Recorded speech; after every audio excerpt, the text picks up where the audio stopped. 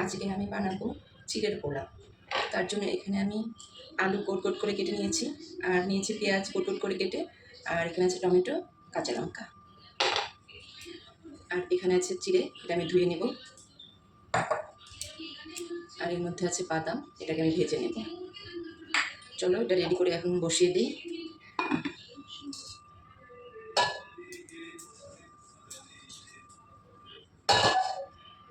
প্রথমে আমি এই সাইডে আমি বাদামটা ভেজে নেব।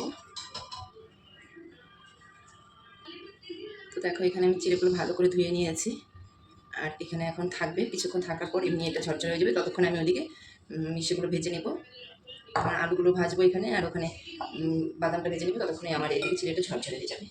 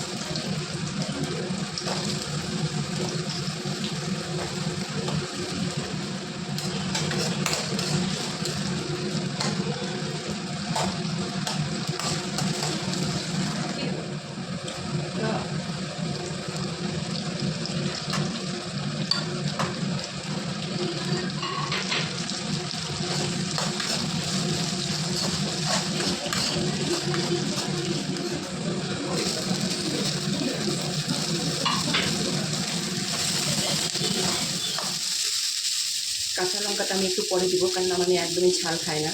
তো আমি ভাবছি যে একদম সব কিছু ভেজে নিয়ে পরে লাস্টে আমি একটু কাঁচা লঙ্কাগুলো ছিটে দিয়ে রাখবো, কারণ এগুলো আমি আর ওর বাবাই খাই, ও ঠাকুমা দাদু, তো আমাদের কোনো অসুবিধা হবে না, এমনি ওপরে দিয়ে রাখবো। মানে ভাজবো না লঙ্কাটাকে, ভাজলেই ঝাল হয়ে যাবে। অনেকে শুকনো লঙ্কা ফোড়নে দেয়, আমি তারও শুকনো লঙ্কাটাও ফোড়নে দিলাম না, একদম প্লেন করে করলাম, যেন ঝালটা একদমই না হয়।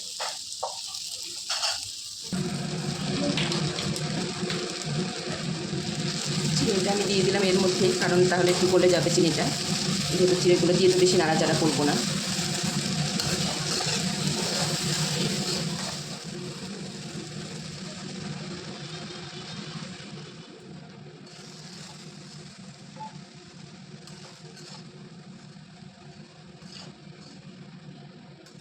আমার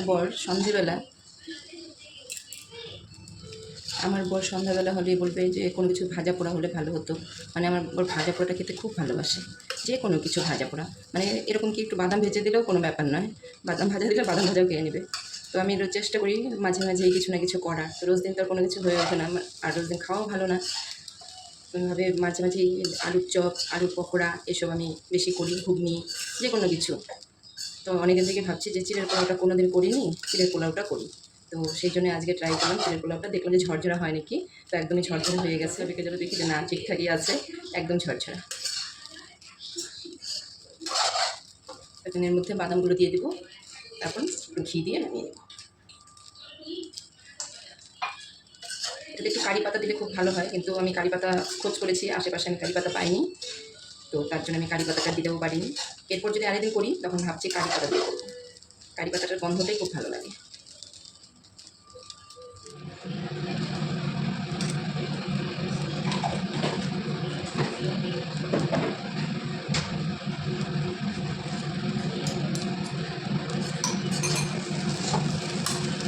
এখানে একটু ঘি দিয়ে এখন নাড়াচাড়া করে নামিয়ে নেব, আর নামানোর আগে মেটটা তুলে রেখে আমি এখানে লঙ্কা দিয়ে দেবো।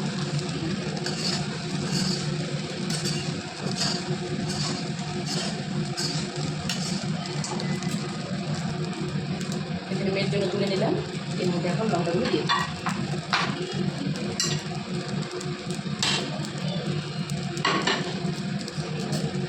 লঙ্কাগুলো একটু ভাপে ভাবেই সেদ্ধ হয়ে যাবে।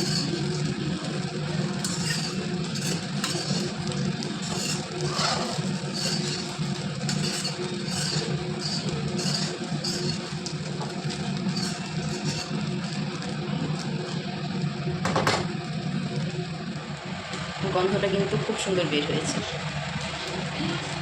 মানে আমার বেশ ভালো লেগেছে গন্ধটা। আর মুখে দিয়ে দেখলাম সব কিছু ঠিকঠাক আছে।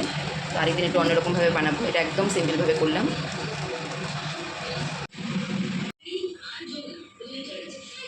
এই হচ্ছে আমার চিকেন পোলাও, একদম কমপ্লিট। এখন দিয়ে দিব খেতে, দেখি কীরকম হয়েছে। দেখো একদম গরম।